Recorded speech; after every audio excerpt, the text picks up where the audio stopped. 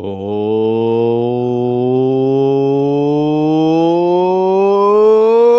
welcome to the Russ Joy Show. I'm not sure you figured that out because you're smart. And it's also the name of the show. I come to you live from New York. It's the Russ Joy Show. Whoa, whoa, featuring Russ Joy, President Donald Trump. It's not true. He's not here. Senator Bernie Sanders. This is also not true. He's in D.C. or somewhere else to be found. Musical performance by Kermit the Frog. It's not easy being green. And here's your host, Russ Joy. Hello. So, all right, we are in New York. Every time I have the opportunity to do a show on the road, I will take it. Now, there are a few things that I need to get out of the way. I'm actually going to, let me see if shutting this does this. Nope.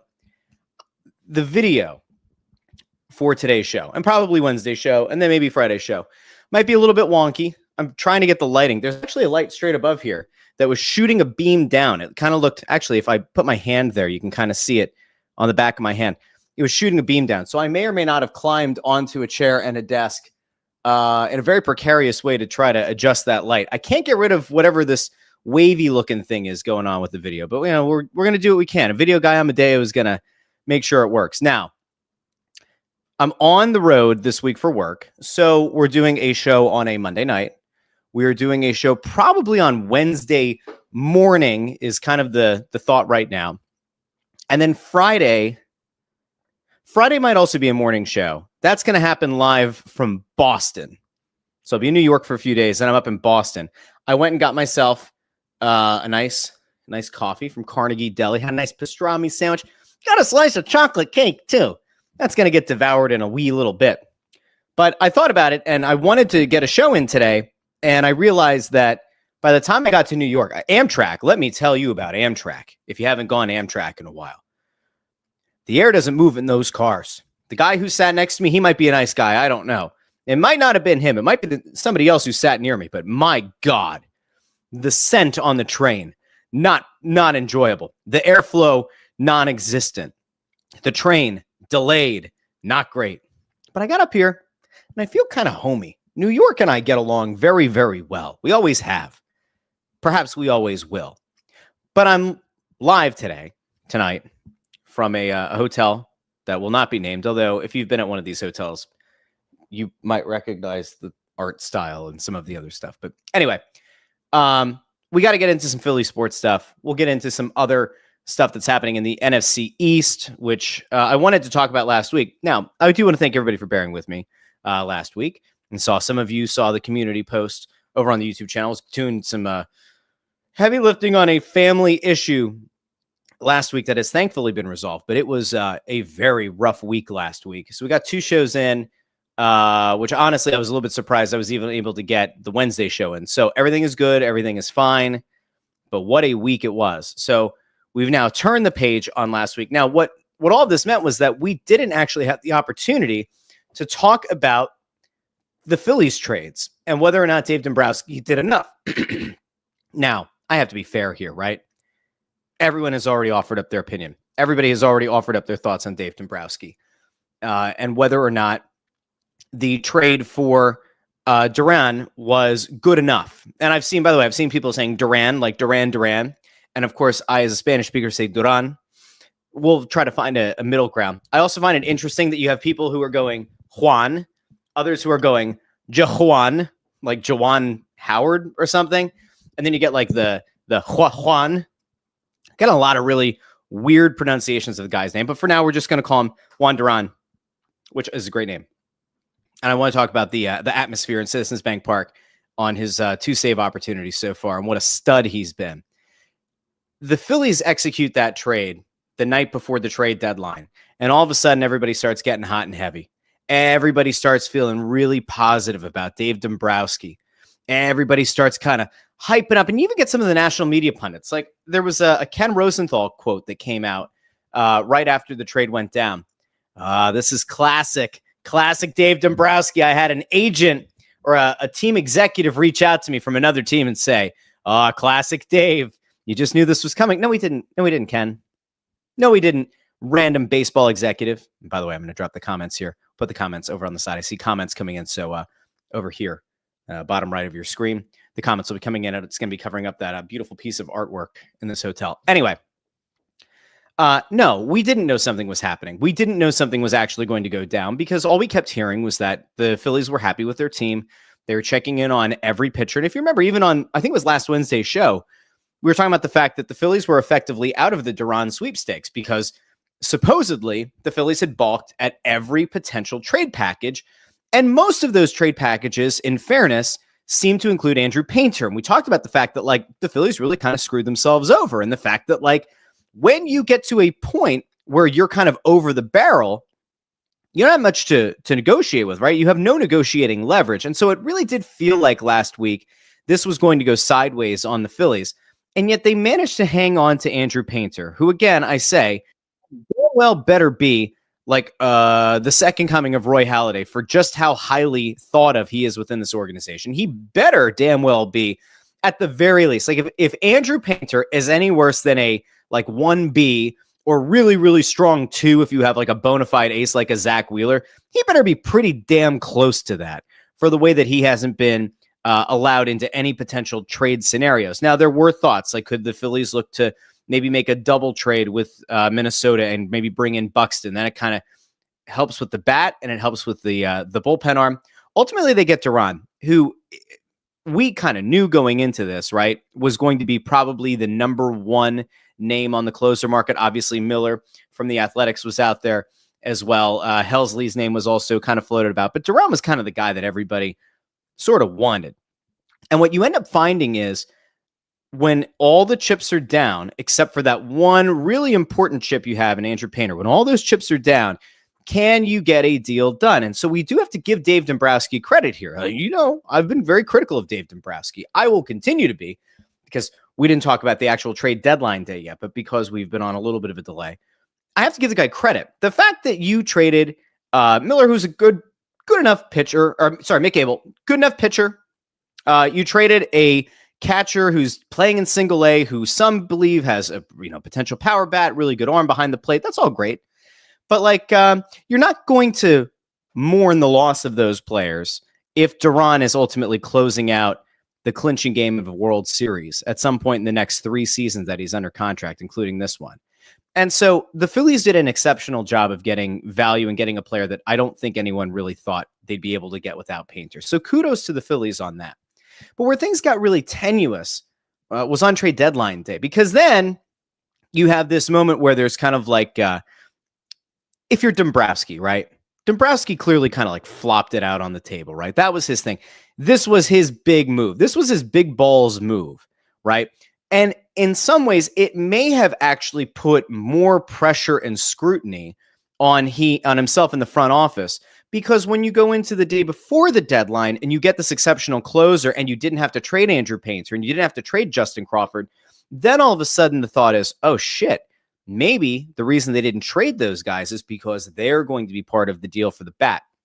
And so you had Suarez's name was out there. You had the name Luis Robert was out there. And interestingly enough, I think it was Nightingale the next day said that the White Sox practically begged the Phillies to take him, and they said no, which seems weird. Stephen Kwan's name was out there. I still think that Kwan, while he doesn't give you the power, just the fact that he's a low strikeout guy who can get on base, who's a different kind of hitter, probably would have helped this lineup a lot. They ultimately go out and they get Harrison Bader.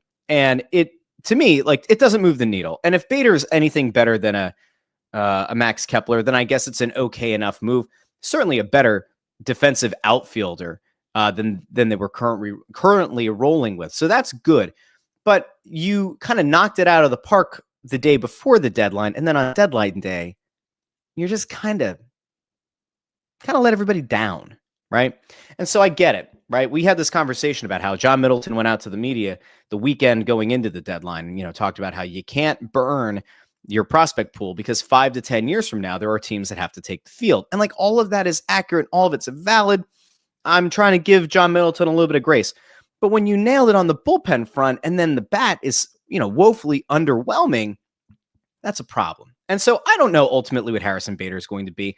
I'm not going to sit here and try to tell you that like Harrison Bader is going to be the greatest thing ever. But like there were enough metrics where you go, all right, he's the second best, was it on base slugging, home runs of any outfielder, right, on the Phillies. So like, it's not the worst signing. It's not the worst trade. Does it inspire a lot of confidence? No. Does having 12 home runs, 38 RBI, does that like really inspire a lot of confidence?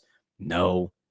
But I'm not going to get upset. I think that the one thing that we all have to do here, if we're going to like try to be patient, if we're going to try to extend some grace, which I'm a big proponent of, is like, don't hold Harrison Bader to like some kind of unrealistic expectation, right? Like if you looked at the Harrison Bader acquisition as like, well, he's got to at least be sort of like, I don't know, like Hunter Pence was, like totally different player, totally different expectation. You didn't trade much to get Bader in here. So like you can't expect a whole lot. If he's better than Max Kepler, it's a net win.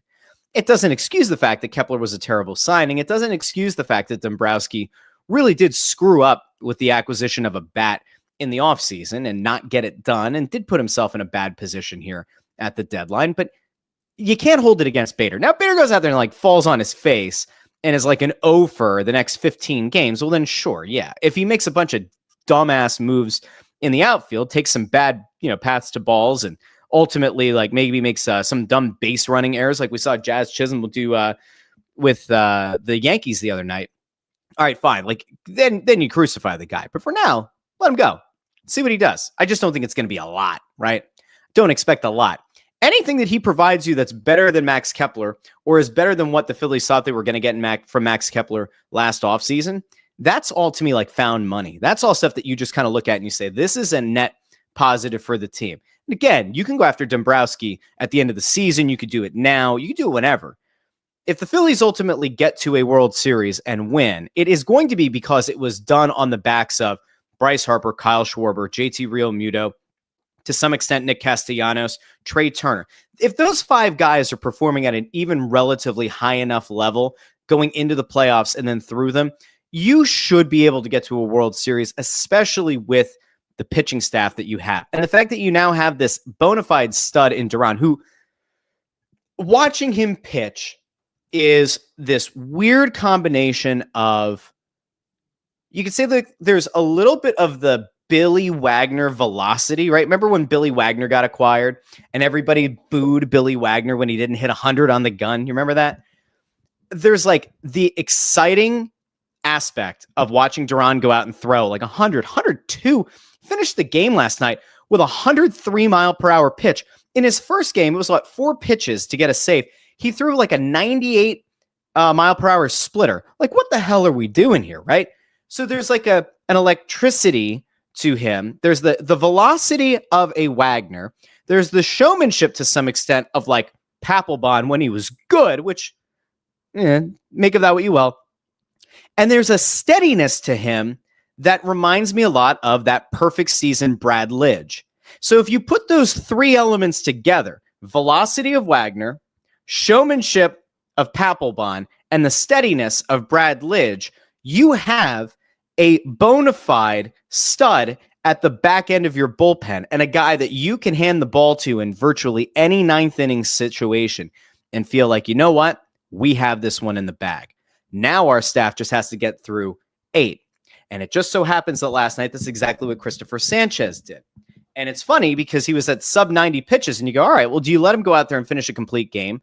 Or do you go to Duran on Sunday Night Baseball, have the showmanship, right? Have the incredible entrance, right? What do you do? And I kept thinking to myself, like, on one hand, you want to give Christopher Sanchez the option, right? You want to give him the ability to go out and finish the complete game.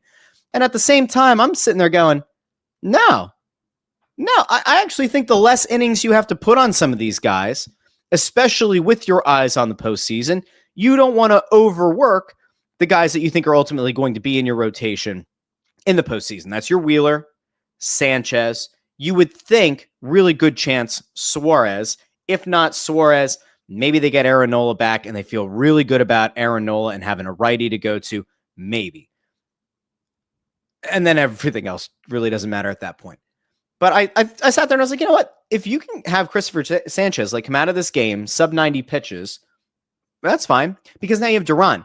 If they had pulled him and put in like Jordan Romano, right? If they hadn't gotten Duran and you put Romano out there and he like blows it, because of course he would have, then you're like ready to like have Rob Thompson's head on a pike, like, Game of Thrones style, right? Like Ned Stark outside of King's Landing or whatever. Like, there's such a difference in how Rob Thompson's going to be able to manage games and be able to manage his bullpen, knowing, all right, if nothing else, I know that ninth inning is sound. I know that what I need to go to in the ninth inning is going to get the job done. And there is something about that has to give this Phillies team hope. Remember, prior to, was it 2 days before the deadline, right? We did the show. We did the show last Wednesday or whatever. It was before the Duran trade.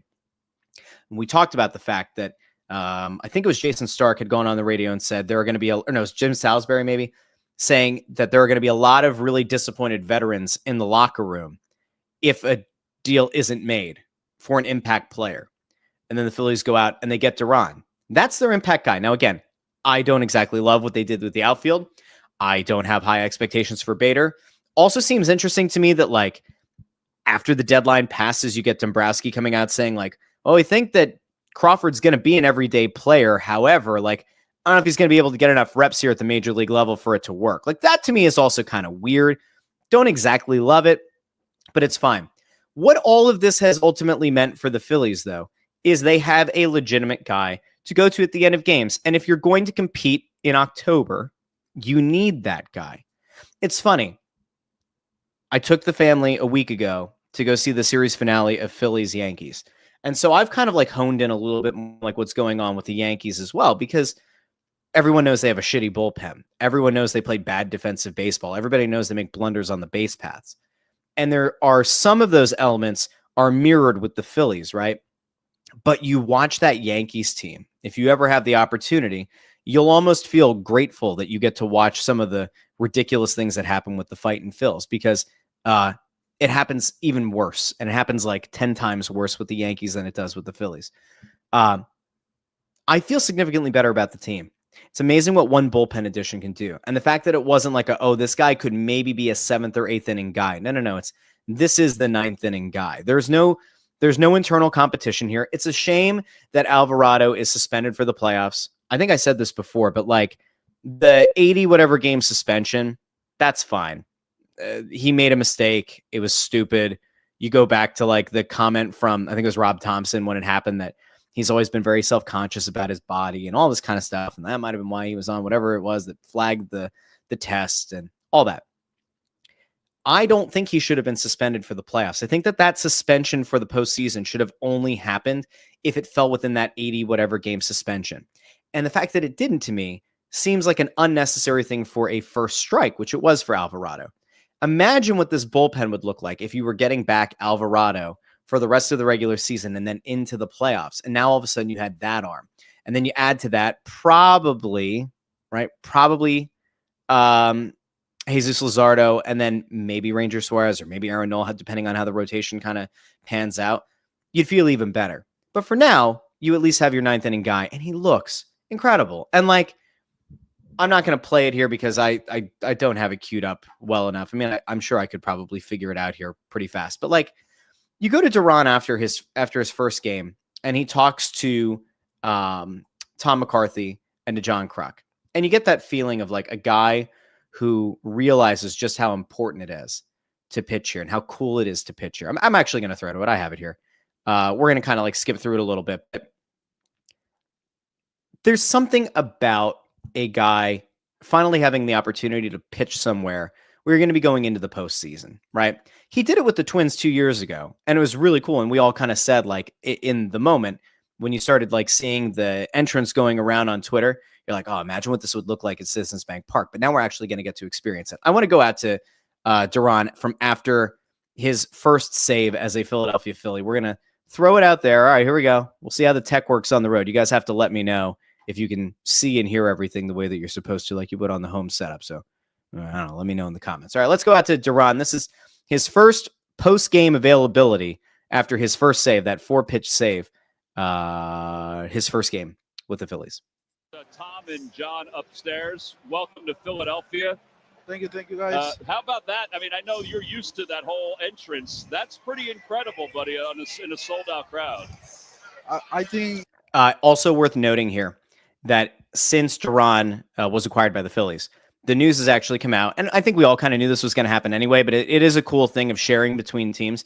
The Twins who put all of this together, right, because it's a mashup of two different songs, plus the Undertaker's gong sound right at the very beginning, and then all of the graphics that go around the ballpark and probably all the timing of the lights and everything, that was all created by the Twins. And the Twins ultimately decided, this guy's been a good player for us. He's been a good human being. We're going to pass this off to the Phillies so that the Phillies also can like give that experience to their fans. I think it was a really cool thing that the Twins did. They obviously didn't have to do that, but it was a really nice gesture. Anyway, we're going to go back to Duran. The last time I feel like that's in the playoff. Yeah, in the 23. So it's amazing, like got it that entry like that, like with the stadium, a lot of people, it's amazing. Well, Jhoan, you better get used to it because this is every night in this city, man. It is incredible. I love it. I take it. Hey, look, man. That's one of the things, too, that like you maybe take for granted, I guess, if you're a Philly fan. I think it goes, honestly, to a lot of the Northeast markets. I don't think it's just Philly. If you could take your fan hat off for a second, where like we all think that Boston and New York suck all the time. If you would allow yourself to just kind of assess what it is to be a Northeast sports fan, where we have to deal with all 4 seasons, we all get pissed off, we all have to shovel our cars out, right? Somebody has to steal your parking spot in front of your house, all that. If you take all of that into account, there's something so different about playing for the Phillies, the Yankees, the Red Sox, even the Mets, playing in a market like that where there are high expectations, there's a ton of media scrutiny, versus like playing in Minnesota. And Minnesota might be a great place to play. Like it might be a nice place to play. They're wonderful people. They have a cute little accent, all that kind of stuff. But it's not the same thing as having to pitch in a high pressure situation in one of these Northeast towns. So he got to experience probably something similar to what he did in his first and second game as a Philly, where you have like a packed house plus the entrance.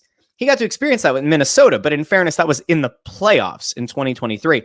Here it's just a random regular season game. And by virtue of it being the coolest entrance by far in Major League Baseball, you combine that with like a packed house, and all of a sudden, it feels like a playoff game. All right, here we go.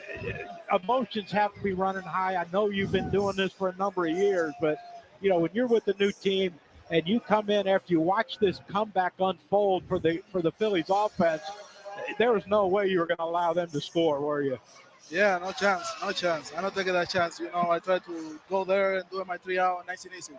Well, it was nice. It's a great thing, and I think we're going to wrap there. But he, you could tell, and like there was another post-game availability and everything where he talked about the importance of playing in front of these fans, playing for this team, playing, and the guy's like smiling ear to ear. And again, it's something that maybe you take for granted. It's something that I think some players, when they end up here, they know about the negative. They know about the scrutiny they're going to be under. They know about how hard it is and how they might get booed, right, if they don't perform. Jimmy Rollins said it best in his Wall of Fame speech. He said, Philadelphia is a hard place to play if you're soft. Duran doesn't strike me as soft. He strikes me as an absolute gamer, and that's really cool. So it looks like they got themselves a stud, which is great news because they are going to be in a very contentious race in the NL East. They enter Monday night, a half game up on the Mets. The Mets and the Phillies are both 5-5 in their last 10 games. The Mets were on a bit of a heater. They've kind of things have leveled out a little bit, but they got blown out by 8 runs on Sunday by the Giants to close out that series. So they lost 2 out of 3 against the Giants at home. The Mets did. So things seem to be kind of trending in the right direction for the Phillies. Before I go on to the Eagles here, I'm going to check over in the comments section. I've seen a bunch of people, by the way, this is one of those things, right? I'm going to give a shout out, but I actually feel a little bit bad because I hope I got the guy's name right. It was very quick, but I was going through the grocery store and I had our youngest in the cart and he is chaos. And I'm like getting out of the checkout line. And as I'm rounding the corner, this guy looks at me and I was like, oh, did I cut this guy off? I don't think I did, but it's cashier, whatever. So I'm rounding the corner at the cashier in Wegmans, and the guy looks at me and he sizes me up and he goes, "Are you Russ?" And I said, "Yes." And he said, "I watch your show." I was like, "Well, thank you." And it's funny because early in the day, I told my wife I don't take compliments well. And usually if somebody says, "Hey, I watch your show," I say, "Stop." Or they say, "Hey, I enjoy your show." I'm like, "Stop." And I had actually said to my wife that morning, I was like, I'm not good at taking compliments of people that I don't know in person. It always makes me feel kind of weird and uncomfortable because I don't know how to feel about it. I may sometimes give off a little bit of, what did somebody call me on Twitter? Smug, that I'm smug or something on Twitter. But like, I do appreciate it. And when I run into somebody and they're like, "Oh, I watch a show," or "I watch Snow the Goalie," or whatever, this makes me smile. So I think the guy's name was Jim. Jim, if it is you, Jim said he doesn't comment on the show. Jim, if you're watching, if you're listening, might be time to comment. And if your name is not Jim and you were at the Collegeville Wegmans with your wife, who you introduced me to, whose name I do forget, and I'm sorry, you can let me know. You can drop it in the comments. If you're not watching live, you can drop it in the YouTube comments. And you could just join the Psychotic Brigade down here in the bottom right corner of the screen on live streams too. But that was pretty cool. Somebody else who I've seen in person a bunch is Ford. Ford is in the comments. Our sons play on the same soccer team. So this is going to make for quite the dynamic. Russ and Ford on a sideline cheering for the same team. What a world we live in. It says Ford is here because parents aren't allowed to watch travel soccer practice, which is BS, by the way. I don't know if that wasn't the case last year. We're going to have to talk about that, Ford. I have to talk. You're not allowed to coach from the sideline. Usually you're allowed to be. Ford, we'll talk. We'll talk. I never had that issue last year. Then again, I didn't spend a lot of time at practice, but you get it. Andrew Fawcett's here from down in Texas. Says, Rusty. Hello. Amadeo says, is this a hotel with good Wi-Fi? Hopefully. You guys will have to let me know. I'm trying every once in a while to check on the stream on YouTube. To me, it looks okay, except you have to look at my 5 head and, my very floofy hair today. But I think it's okay. It's not Canadian Wi-Fi, which automatically makes it significantly better. Let's see. Andrew asks, is Russ in the Chateau Bow Wow? No, this is work. This is a work trip.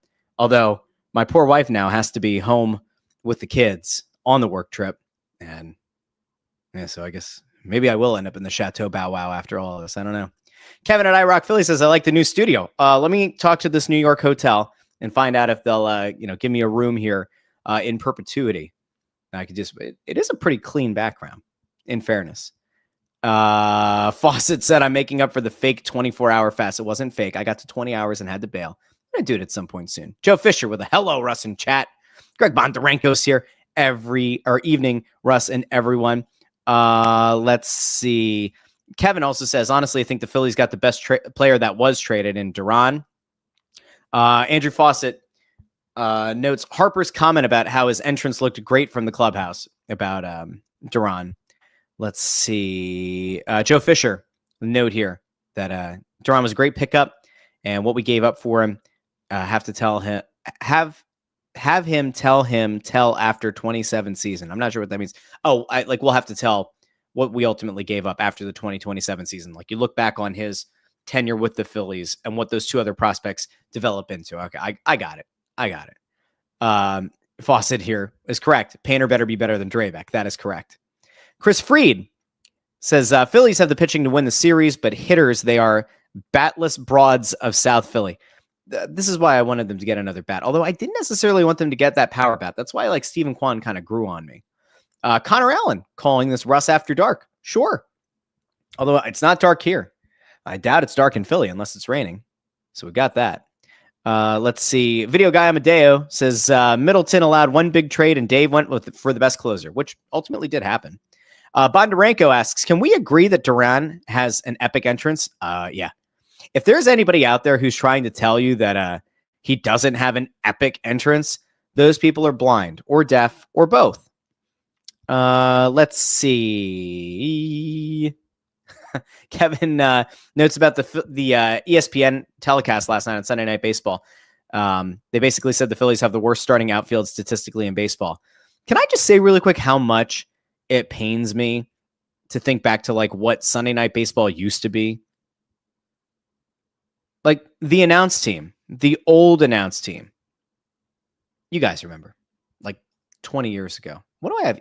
I have ESPN MLB 2K5, I think it was, right? I think that was the game. That announced team was incredible. When you had John Miller, who I think is still the voice of the Giants, but John Miller and Joe Morgan together, those are the best national baseball duo. And it's nothing against like the current crop of commentators, but like it's not the same. Those games used to feel important. I'm not sure that Sunday Night Baseball felt that important last night. You guys can let me know what you think. Let's see. I'm going to kind of skip through here. I see a lot of back and forth. Amadeo has declared himself as the leader of the psychotic brigade in the comments section. I don't know how to feel about that. I'm also not sure if that's true. We might have to take a vote at some point who the actual leader in the chat is. New York fan AJ Snap is here. Says, hey, do me a favor, pop by MSG when you're up there and tell the Rangers GM Chris Drury he's a bum. Okay. I had to take the train in, so I technically was like underneath MSG or like very close to MSG. I did not see Drury. If I did, I'd tell him he's a bum. But then again, that's a good thing for the Flyers. So, you know, it's kind of a tough spot to be in. Ford agrees about the commentators. Says Carl Ravitch, longtime ESPN guy. Something about his voice bothers me. I think it's just that he's a studio guy. He always had the voice of a studio guy. He doesn't have the voice of a play-by-play guy. And in fairness, like, I'm not going to criticize that, right? But you guys remember when Monday Night Football, you guys remember the one year that Tony Kornheiser, was it 1 year or two? But you remember when Tony Kornheiser was on Monday Night Football and we all said, what the hell's that? Why would you do that? And the thought was that you have this like longtime journalist who's like also a TV talking head on the same network. You bring him on to Monday Night Football and it's like going to add some kind of credibility. And it was like, it just didn't work. And you'd go like, it doesn't feel like he belongs there. Kornheiser always kind of felt like he should have been like a special guest, like during like the second quarter or something, or maybe for like one or two drives, but not a guy that's on the full-time commentary team. It's hard. Like, this is one of those things that all of the networks are really struggling with. And it feels like very few networks have found the right mix. And I do think that like a strong play-by-play person is like probably the most important element. A strong play-by-play voice can kind of mask some of the deficiencies in a color commentator, right? Like if we're fair, right? I like Al Abdenabi. I like him. Seems like a nice guy. Is he the best color commentator in basketball? No. Do I think that Mark Zumoff was such a great play-by-play guy that he got the best out of Ala Abdenabi? Yes, I do. Do I think that the current pairing brings that same likability and irreverency out of Ala Abdenabi? I do not, right? If you have a very strong play-by-play, like Kevin Harlan, right, calling basketball games for Turner, that was something. It didn't matter who was next to him. Kevin Harlan is just that damn good. If you're listening on the radio to football and you hear Kevin Harlan on Westwood One, like he doesn't need anybody with him because he's just that damn good. This also exists in like other sports as well, and it exists in like international stuff. Phil Shane, who does a lot of the La Liga games, or at least used to, did a lot of the stuff for BN. He was fantastic. I always liked when he was paired with Ray Hudson, who's just like over the top and ridiculous and has all these like ridiculous metaphors that he likes to make.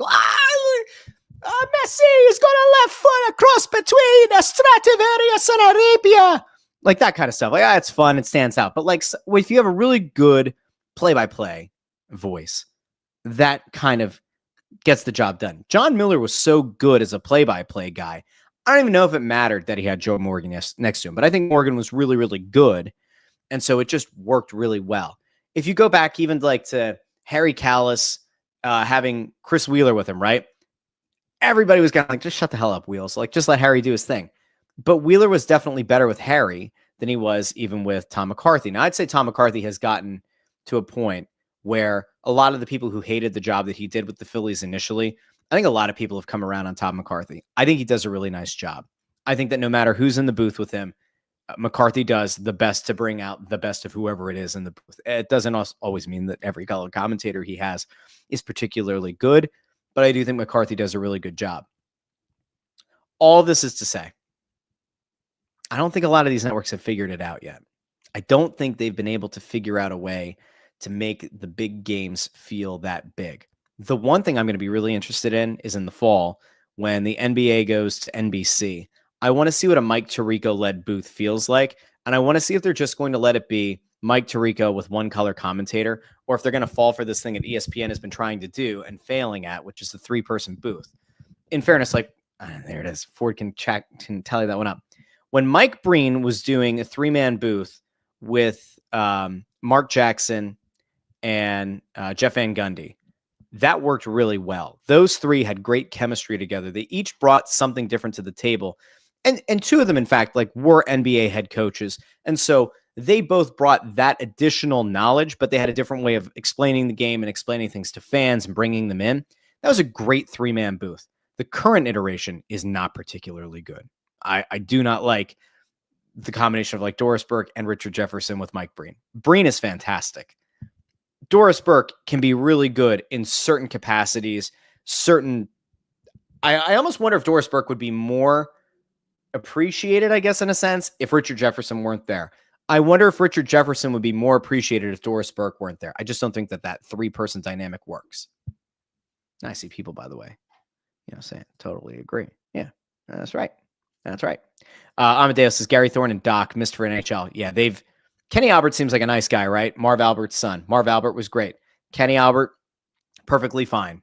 But to me, he's like a B team guy. He's not the number 1 guy. Doc Emmerich was awesome. He was awesome. Legitimately fantastic.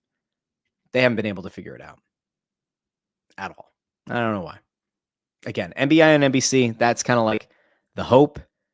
As you see like Amazon and Netflix get into more streaming, maybe that's where it gets a little bit more interesting as well. The Al Michaels, Kirk Herbstreit thing on Amazon was interesting. I don't know if that worked that well. I think Al Michaels kind of lost a few steps a few years ago, and it hasn't gotten any better. Amadeo here with a very, very, very interesting thought. Says, I still miss Joe Buck for MLB. I thought Joe Buck was actually a good baseball announcer. I don't disagree. But I don't know. Okay. I think that's where I'm going to leave that for now. Ford also with a good note here to Tim Legler. He's very good. AJ on Doc Emmerich says, Doc is a legend. I'm pleased the Rangers and MSG were able to get Kenny Albert to replace Sam Rosen. Greg Bondarenko here with an interesting one. I don't want to think about what it'll be like when Reese isn't the voice of the Eagles. All right, just let me take a sip of coffee as I ponder this. Hold on. All right, if you followed me since 2017, I think, in the first iteration of Crossing Broadcast, I think it goes back to 2017. Yeah, because 2018, they won the Super Bowl. Kyle, Lefko, and I did the show for a year leading into it. Okay. I've been on the record since 2017. I'm not a big Merrill Reese guy. I don't get it. I've never understood it.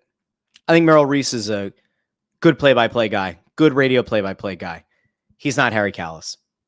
I think the way that people have kind of built him up as being like in the same conversation as Harry Kalas is ridiculous. Harry Kalas was like a once-in-a-generation announcer.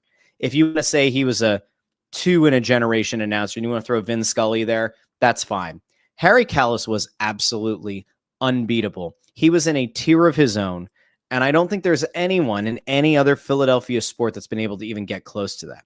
Now, if you want to make a case that Merrill belonged in that next tier where Mark Zumoff is, and again, I like Mark Zumoff a lot, so I would say Mark Zumoff isn't Harry Kalas, right? But he's like that next tier down. You could maybe make a case that Merrill Reese could sort of be in that tier, but I've never got it. Now, in fairness, I'm a Schuylkill County guy. I wasn't listening to WIP as a kid. Really wasn't even listening to Philly radio until college. We technically had the Eagles radio network up in Schuylkill County. I never understood the Merrill Reese adoration. I think he's a perfectly fine announcer. He's not Harry Kalas. And I think that Merrill Reese has gotten older. And sometimes when you get older, some of your skills get diminished a little bit. And I have openly kind of questioned whether or not there is a time where the Eagles kind of have to look at it and say, all right, like we're getting close. We're getting close. I think it's a hard conversation to have. He is a legend to that team and that organization. I would just maybe, have the conversation there that they would probably be better served with somebody who can watch the game, not need a spotter, and maybe be on top of it a little bit more. But again, that's just one guy's opinion. If you have nostalgia because you've been listening to Merrill Reese for decades, then I get it.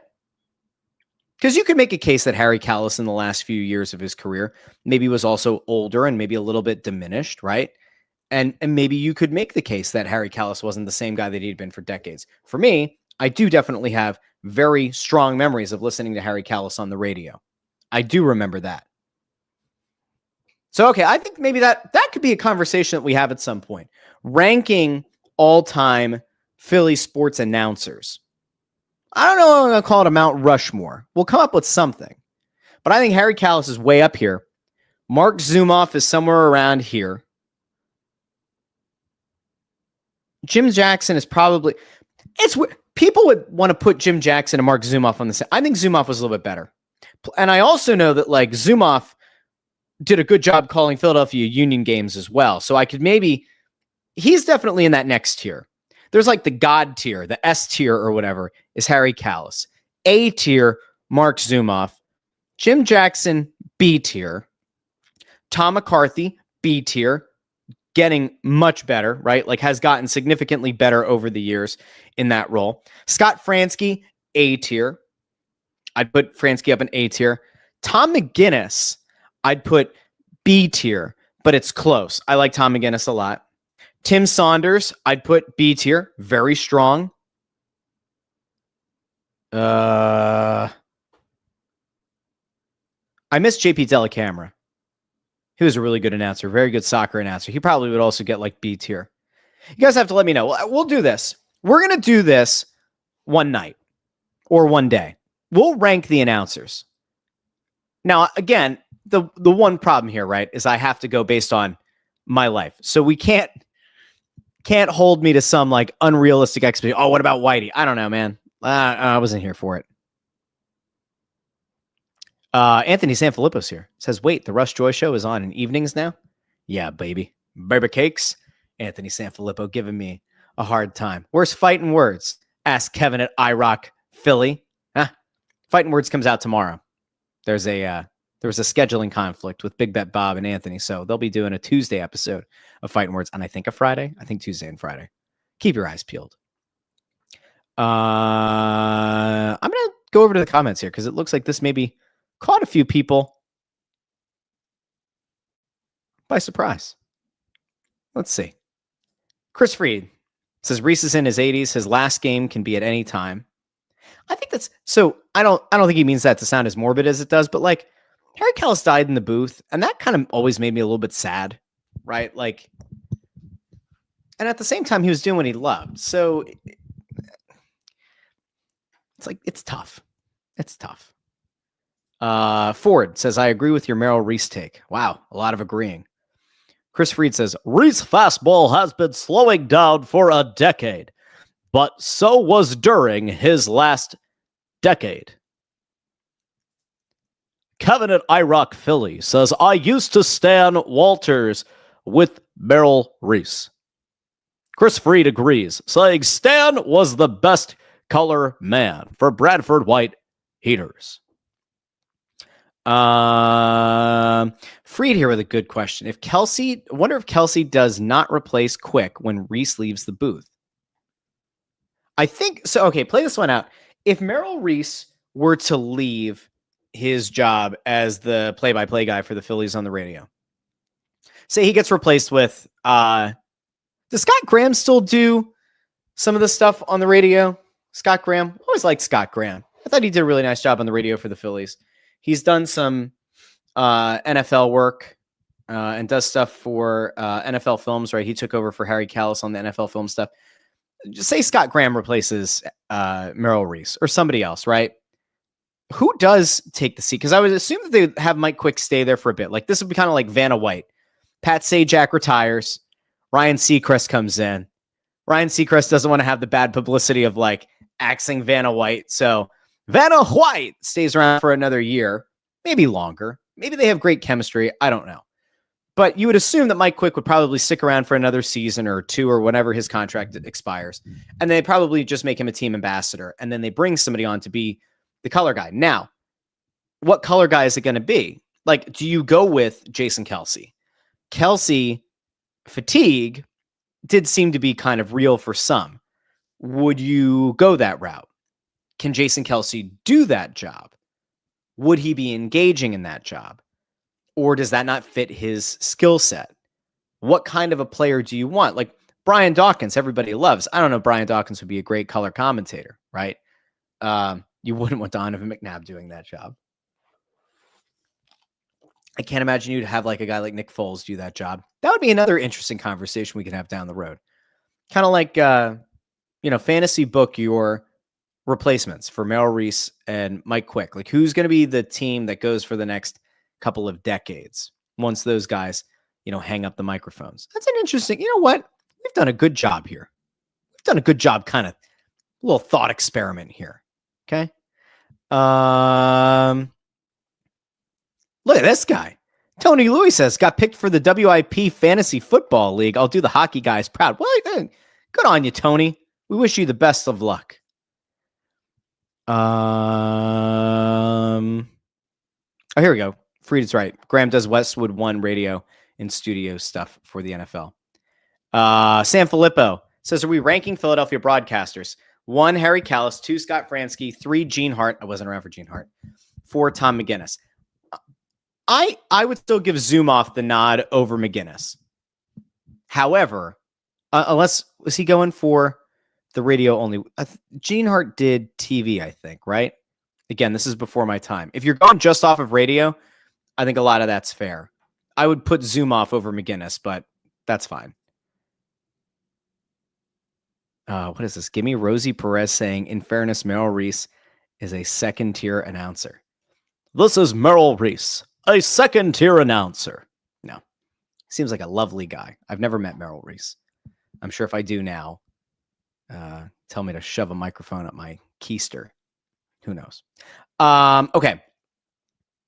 We've talked announcers. We talked Phillies. Let's get to NFC East things. I was going to bring up some stuff to do with the Eagles about an A.J. Brown injury and some other camp notes. We're getting a little bit late into the evening. It doesn't really matter. I want to go instead to what's going on in the NFC East because it is the funniest shit. And it's funny insofar as it's all stuff that we talked about on this show potentially being in play, right? This is exactly what I warned like 2 months ago, right? When it came to Terry McLaurin. Like the one thing the Commanders could not do, right, was allow for Terry McLaurin to become unhappy. The worst thing they could do for Jayden Daniels is make sure that his number one weapon wasn't under contract. It was simple. If you're the Commanders, sign Terry McLaurin, give the man what he wants. It is a non-guaranteed contract league in the NFL. Yeah, you might have to pay some money up front. And while people question, openly whether or not Josh Harris is a good owner or whether or not he should own teams in different markets, Josh Harris spends. All right. He doesn't always spend well. He doesn't always spend intelligently. See the Sixers, but the man spends. So it strikes me as odd that Terry McLaurin isn't signed. And what you ultimately see is that McLaurin wants out. Like it's finally reached the point where Terry McLaurin, needs to leave Washington. And I just don't know what the Commanders do. Because if you're not going to give the guy the contract he wants, are you going to cut him? It seems unlikely. Are you going to trade him? Like, what's that going to look like? To me, McLaurin's a guy who, like, by this point, should say it's put up or shut up time. Now, Jayden Daniels went on CBS today. And I'm actually going to play a clip here for a second of Jayden Daniels talking about his number one wideout, his number one weapon. No offense to Deebo Samuel, who looks a bit bloated these days. But let's go out to to Jayden Daniels, who, again, remember, was number 5 on that ESPN quarterback rankings. Let's hear what he has to say about his wideout not being signed, his number 1 guy. I know this team and this organization is asking a lot of you. They are not going to ask you how to sign or get Terry McLaurin into camp and figure that all out. But how do you handle a situation where there's uncertainty surrounding a player who I know means so much to you? It's actually a good question, good framing of the question. All right, let's go. Let's see how the sophomore quarterback does in responding. Yeah, control what I can control. Good answer. I know one day 17 will be running out here, and hopefully soon, but I can't control what he has going on with his business or, the front office, stuff like that. I got to go out there. And that's all fair. Control what you can control. He's putting on a little bit of pressure here, but he's not saying, like, get my guy in camp. Okay. Try to be the best version of myself each and every day. And just hope one day it all gets resolved. 17's back out catch a pass. It's a good answer. Good answer by a young player. There's a reason to like Jayden Daniels a lot. There are actually a lot of reasons to like Jayden Daniels a lot. That was a very good answer from a young QB. There's a reason, again, that they feel as confident about him as they do. Now, Dan Orlovsky went off today on ESPN, went off on the Commanders, went off on them screwing this up, not having McLaurin in camp, not having him under contract. I want to throw out to that, and then we're going to get to the other NFC East dumpster fire, which obviously keeps all of us warm. It warms the cockles of our hearts as Philadelphia Eagles fans. But I do want to go out to Dan Orlovsky because he lost his shit on ESPN today talking about McLaurin and what the commies are doing. And this is one of the dumbest things that has been a part of the NFL this offseason. It's one of the most maddening situations that I have been watching this NFL offseason. It ain't that hard. And I have had people disagree with me on that. And it's not that hard. What's not that hard, Dan? Respectfully, Washington, you were a dumpster fire for years. You were a laughing stock. The only thing good about your organization was that young man. Every year he did it, year after year after year, for like 5 or 6 years with disaster all around you. You were the only reason why anyone spoke somewhat positively about your organization. That's high praise for McLaurin. Also fair. Totally fair. If you don't have them, you erase everything that you did last year. Everything that you did. And I'm being respectful to Dan Quinn and Adam Peters and what they did last year. I like the prefacing of all of this with respect. It's not quite like the Stephen A. Smith talking about Lamar Odom. Well, he was on crack. I mean, no disrespect. It's not quite that far. Okay. You need him. Give me receivers that impact winning. Mm-hmm. Impact winning as much or if not more than Terry McLaurin. I'll give you like Jamar. I'll give you like Justin. Mm-hmm. Amon-Ra St. Brown. This guy. No A.J. Brown? Where's A.J. Brown at? How does A.J. Brown not come to your mind? I get if you don't like put Devontae Smith. How's A.J. Brown not like one of the first names off the tip of your tongue? Okay. He impacts winning. This is a team that had 6 fourth-quarter comebacks, was ridiculous on 4th down. What are we doing in Washington? That's a good question. You finally have some good. And you finally have hope for the future. Yes. And you're trying to take away the one thing in your organization that before Jayden and this group got there was good. It makes no sense. The thing that's interesting about it too, and he kind of touched on it there, is that the Commanders had so few things going positively for them before Jayden Daniels. And McLaurin is one of them, and he's one of the holdovers from that bad time who did play really well and was a bright spot on the team.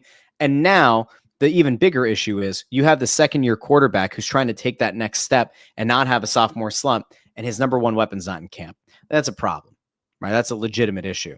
Now, while Washington is going through that, Dallas is an even weirder spot, right? Because if you remember, and I'm sure you do, we talked about this on the show, I think before it even like full on ballooned into a horrible place. We showed that clip on this show of Jerry Jones effectively calling out Micah Parsons and to some extent in a drive-by calling out Dak Prescott for getting hurt. Like, yeah, you know, just because we sign these guys, just because they're under contract doesn't mean they're going to be available, and kind of taking shots, right, at both Micah Parsons and at Dak Prescott. Well, Micah Parsons is fired back because there was that other scrum that we showed, I think, a couple days later, where Parsons was talking to the media, kind of addressed like what Jerry Jones had to say a little bit, kind of noting some stuff that's very interesting. Now, we do have to get to a thing that is very important. And the thing that is very important is that Micah Parsons has demanded a trade. Not only did he demand a trade, he did it in one of the most diabolical ways I have ever seen a player request a trade. This was one of those, like, with respect. Here's the Micah Parsons tweet. Yeah, he does like a 3 screenshot thing where there's like overlapping text and everything. He does a 3 screenshot drop on X. But the most notable thing is right here. Thank you, Dallas, with some emojis and exclamation points. So he goes, thank you, Dallas. 3 screenshots. Like, we got to read this, right? There's that old meme of like, I'm not going to read all that. Sorry that happened, or happy for you. That was this. So he puts out a thing where he kind of fires back at Jerry Jones, at the way that Jones was trying to negotiate without his agent being present, kind of calling out the entire front office, although Jerry Jones does lead that, saying that he handed in his official trade request to Stephen Jones. And it's led to a very weird dynamic at Cowboys camp. Now, I totally get what Chris Fried's saying here. He ain't getting traded. I don't know if he will. And it would be a catastrophic decision for Dallas if they trade him. However, and it is a big however, if Parsons won't suit up, what exactly are you going to do? Like, at some point, if you're Dallas, do you have to try to recoup some kind of asset? Or are you really going to try to hold this guy out? Like, are you ultimately going to try to hold this guy to a place where there is no choice but for him to report back? Like, the fines are going to be Hassan Reddick level, but worse because he makes more money. And if you're the Cowboys, you're going to ice him out and just continue to suspend and suspend and suspend. I don't know. To me, it seems like a disastrous situation in Dallas.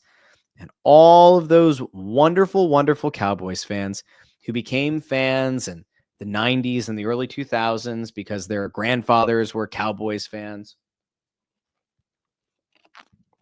all those people are going to have to pick a new team. If Micah Parsons leaves Dallas, if he gets traded from Dallas, there's not a lot to cheer for there. There's not a lot of hope. Joe Fisher asks, who's going to pay Parsons the money he thinks he's worth? I don't know. But there are going to be a lot of teams lined up to try to do it. There are going to be teams that'll try to free up cap space. There are going to be teams that are going to try to free up some money. Could you structure a contract the way that Howie likes to? Massive signing bonus and just ridiculous void years at the end of a contract? Maybe. As long as the CBA doesn't get changed to prevent that, that might be the way to go. There's also an interesting thing that just came across. I had somebody text this to me, and I've not looked into how reputable the outlet is. However, there is now a report from clutchpoints.com, a basketball site, that Joel Embiid's knee is worse than expected.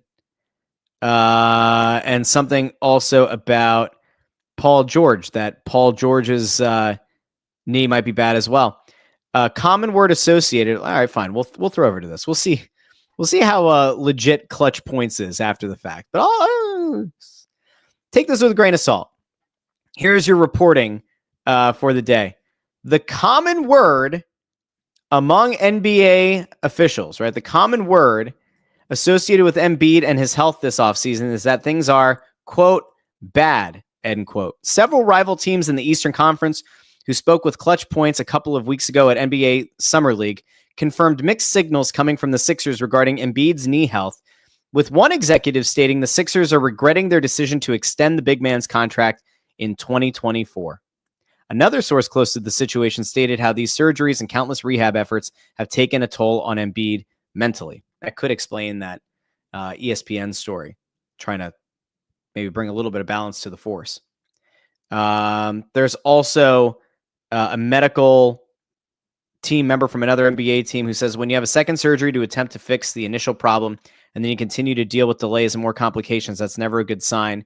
Few players have been able to come back from multiple surgeries and injuries to the same part of their body, which is what Joel is trying to achieve. Remember, though, he did have the navicular bone fracture when he entered the league, and then he knew something was wrong, and then there was an infection or whatever, and they had to do the surgery again, and he did come back. So, I guess if there's one guy who's historically been able to do it, that was one. But you have a lot of negativity surrounding Embiid. And there was something else in here that I saw apparently went around about Paul George. You have this, that Paul George has had nothing but injuries since signing with the team last offseason. He had that arthroscopic procedure on his left knee for an injury he suffered in offseason workouts. If you're a Sixers fan and you're looking for a little bit of positivity, this doesn't help. Woof. Kevin at iRock Philly says there was just a big Schwar bomb. Well, that's good. I love that. Tony Louie asks, are we close to Flyers training camp? Not talking hockey sucks. I know. We're getting close. And we're going to be doing some stuff down at training camp this year. Either this show, Snow the Goalie, combination of both. We'll see. Definitely with Snow the Goalie. I have some ideas. Might be some stuff I'd like to do down around training camp. We'll see if it happens or not. Okay. I think that's a good place for us to wrap today. Now, I know it's not like ending with a ray of sunshine and positivity. However, we try to keep it real here. We try to be fair when we can. The Sixers are a very negative thing right now. There's just no getting around it. They're going to have to earn back the trust of the fans. I don't know if they're going to be able to, but they'll try. Now, here's what you can do. If you joined the show late on a Monday night, it's really not late. It's later than normal. But if you join the show on Monday night, do me a favor, like the video, share the video, subscribe. We know that helps. If you ring the bell to get notified when the show goes live, that's helpful. If you see the short form stuff pop up on YouTube and Facebook and Instagram and TikTok, make sure you hit those with a like as well. If you shared the episode, you could share it to anybody in your life, friend, family member, ex-girlfriend, whoever, neighbor, who knows. Share the show. It helps. Subscribe to the channel. We're very close to getting to 1,500 subscribers on YouTube, which is pretty cool. Very excited. And that's it. I'll talk to all of you Wednesday, probably Wednesday morning, still in New York, Friday from Boston. Thanks for joining me. We'll talk soon. Until I talk to you on Wednesday, this has been the Russ Joy Show, but you knew that already because you're smart. It's also the name of the show. I'll talk to each and every one of you later this week here on the Russ Joy Show. Bye now.